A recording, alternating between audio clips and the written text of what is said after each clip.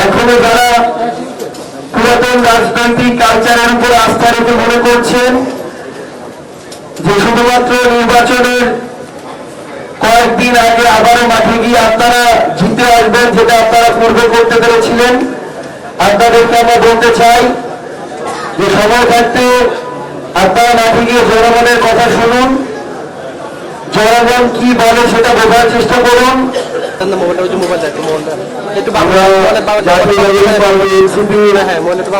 সংগঠন টিমের পক্ষ থেকে বাংলাদেশের প্রত্যেকটি জেলায় আমরা আমাদের আহ্বায়ক কমিটি করার কার্যক্রম চালিয়ে যাচ্ছি। ইতিমধ্যে উত্তরাঞ্চলের 32টি জেলার মধ্যে 20টি জেলার আহ্বায়ক কমিটি হয়েছে এবং আমি আশা করছি ডিসেম্বরের মধ্যে বাংলাদেশের প্রত্যেকটি ওয়ার্ড পর্যন্ত এনসিপি আহ্বায়ক কমিটি হবে। আমরা মনে করি আগামী নির্বাচনে শক্তিশালী অবস্থান ধরে রেখে সংসদে জনগণের প্রতিনিধিত্ব করার জন্য এনসিপির সাংগঠনিক ভিত্তিকে শক্তিশালী করা অনেক বেশি গুরুত্বপূর্ণ। সেই লক্ষ্যে আমাদের উত্তরাঞ্চল এবং দক্ষিণাঞ্চলে আমাদের এই কমিটি গঠনের প্রক্রিয়াটি চলছে। বিগত সময়ে বাংলাদেশের গতানুগতিক রাজনৈতিক দলগুলো তাদের পুরনো কালচারে মাঠটা যেভাবে ইকুয়েশন হিসাব করত, যেভাবে মানুষ আগে দলের নাম দেখে মার্কা দেখে ভোট দিয়ে আসত, এখন বর্তমানে মাঠের সেই অবস্থা নেই।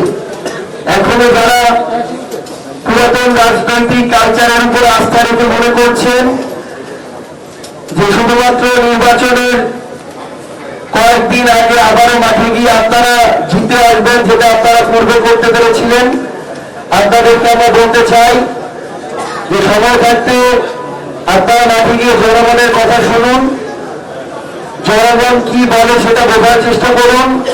কারণ আপনাদের অনেক স্থানীয় পর্যায়ের নেতা কর্মী হয়তো কোনো একটা জেলায় 5 জন 10 জন মিলে এমন কিছু কার্যক্রম সাধারণ মানুষকে হয়রানি ভোগান্তি শুরু করেছে যে শত শত মানুষের জীবন অতিষ্ঠ হয়ে উঠছে।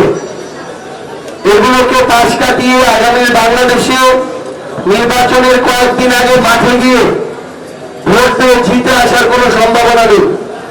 আমরা আপনাদেরকে আহ্বান করব আপনারা মাঠে যান এবং আমরা আমাদের জায়গা থেকে এনসিপি যারা নেতা কর্মী আছেন তারা যেভাবে মাঠে যাচ্ছেন কাজ করছেন, আমরা আশাবাদী যে আগামীতে মাঠ পর্যায়ে বাংলাদেশের মানুষ আর কোন দল কিংবা মাঠটার প্রতি অন্ধ থাকবে না। সেই সময় 24-এর অভ্যুত্থানের মধ্য দিয়ে শেষ হয়ে গিয়েছে এবং আমরা প্রত্যাশা করছি যে আগামীতে মানুষ ওই বয়সের মধ্যে সীমাবদ্ধ থেকে, মার্কার মধ্যে সীমাবদ্ধ থেকে, পুরাতন দলের মধ্যে সীমাবদ্ধ থেকে কাউকে বিজয়ী করে আনবে এই সময় শেষ হয়ে এসেছে।